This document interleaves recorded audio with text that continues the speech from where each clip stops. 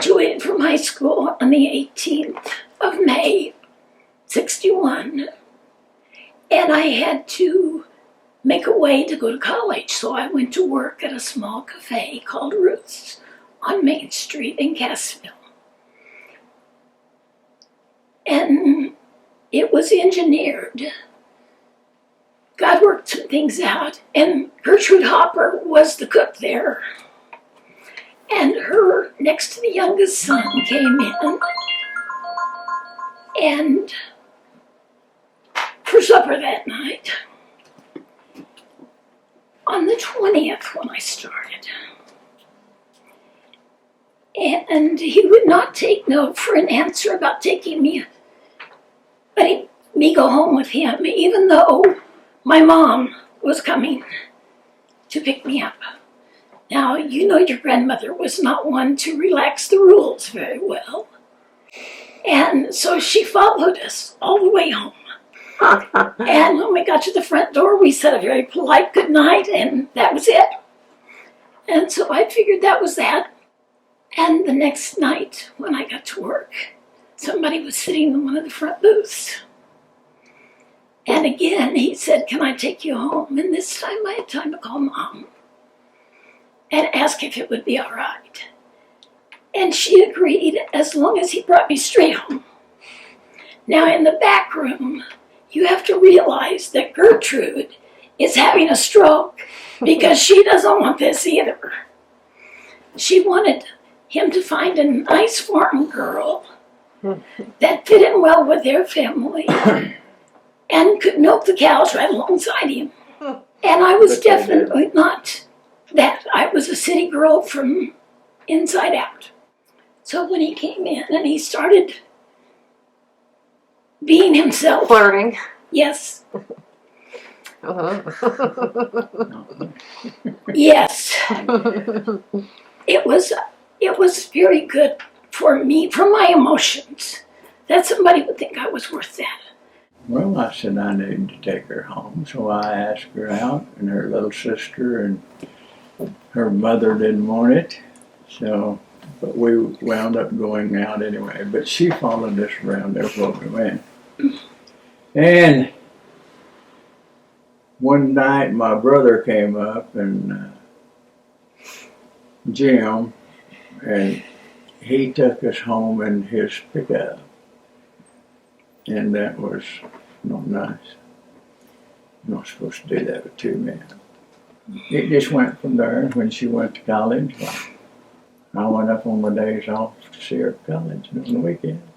I was in school, and the Halloween before, I'd had fun running around with the kids there in Cassville, and we'd driven all over town, and so I made my brags that I wasn't going to be in the dorm Halloween night. I was going to go out and have some fun. And I went home the weekend before Halloween, and I got to feeling pretty bad, and I didn't really want to go back to school. Well, my folks thought I was trying to pull something, so they took me back anyway. And by the next morning, my face was swollen, and I had impacted wisdom teeth. Well, somebody came up and held my hand through all of this, even though I'm telling you, don't know, you can't see me like this. And he came up every night after he got off work. Friday night before I was supposed to go back to school, he proposed. Well, when I decided to ask her, I went to Wilson's Jewelry on the square in Berryville. They knew me and I knew all them.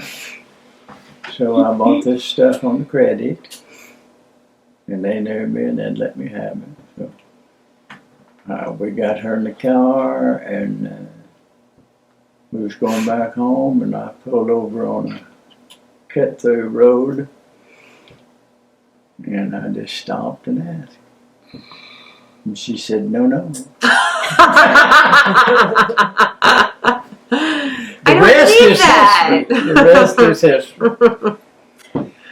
No, we got married in March the 10th. We went into a really nice cafe, and they were very kind to us. And so the next morning we went back, and they were again kind to us. They give us breakfast. But the sausage and pancakes that I ate gave me food poisoning.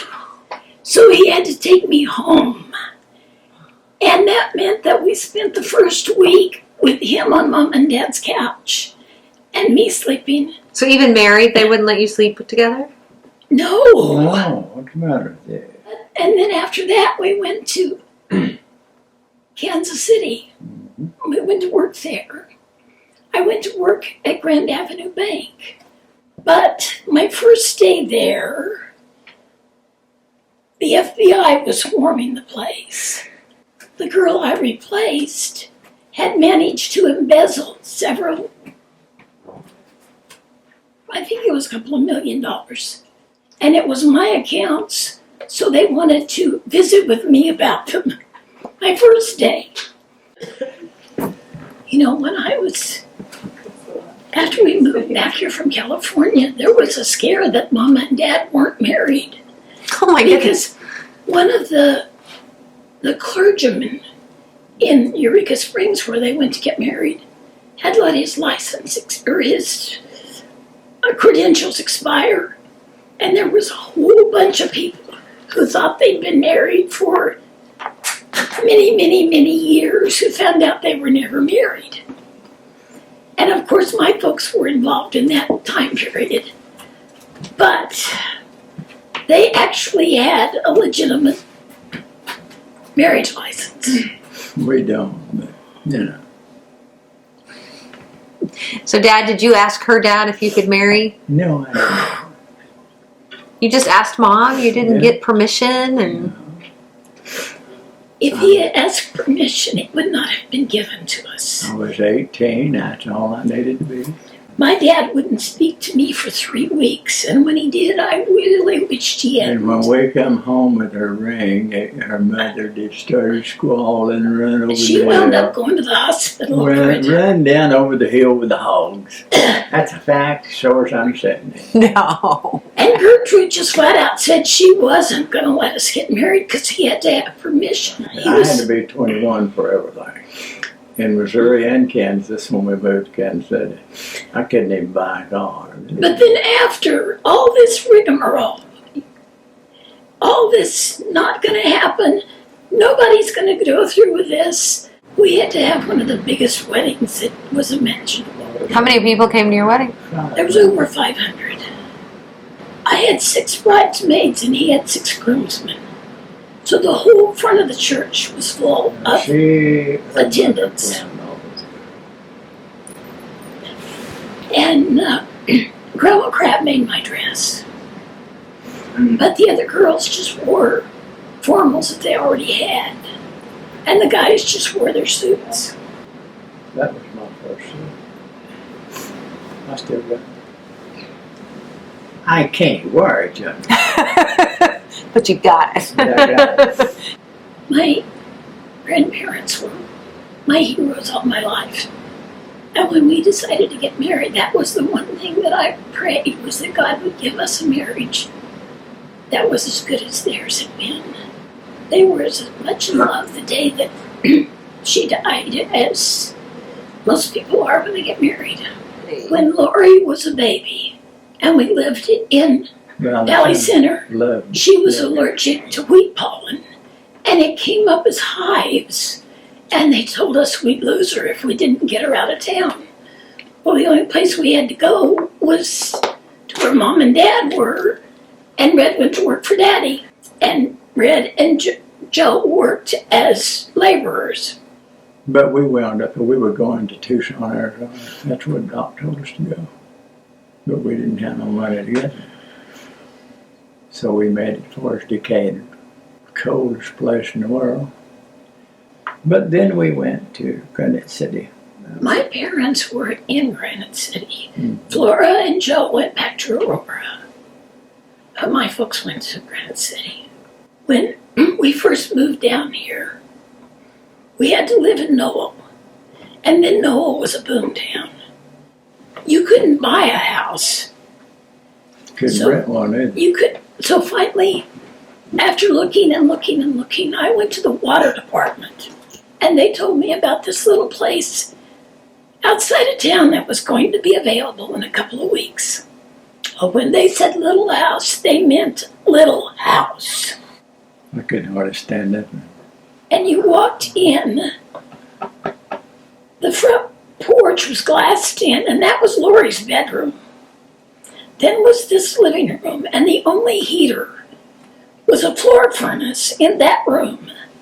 Then there was this little bitty dining room, if you could call it that Jay's crib barely set in. And then it was this kitchen. Now, picture a kitchen where I bumped my head on the ceiling at the sink. But it did have a garage. The people that owned that big house had another one that they were going to have available in a month. So we moved to the other one. Now that was a block house, and it was bigger. It had a basement under it that you could pull a garage basement in it. But those block walls would sweat, and they developed mold. And Jay's heart stopped on us in the middle of the night one night. To make a long story short, Jay and I went to Cassville and stayed with Elmy. Well, Red and Lori had to stay in Knoll so he could work and she could go to school. And we did that for the better part of probably 3 months before he could stay in there. Well, at this time, I was carrying you. But looking back on it, I wouldn't give anything. I wouldn't take anything for the time I got to spend with him. Just he and I got to really spend some good time together. Those were precious years. Then finally, we got to move back to Knoll. Jenna was the office manager where I went to work at the insurance company in St. Louis. And what she saw in me was something I didn't see in myself. I went over there in white gloves, a pillbox hat, and a suit, and 3-inch heels. So I was not the most comfortable interviewee. But she put me at ease right away. And like I said, for some reason, she decided that I was worth spending the time with.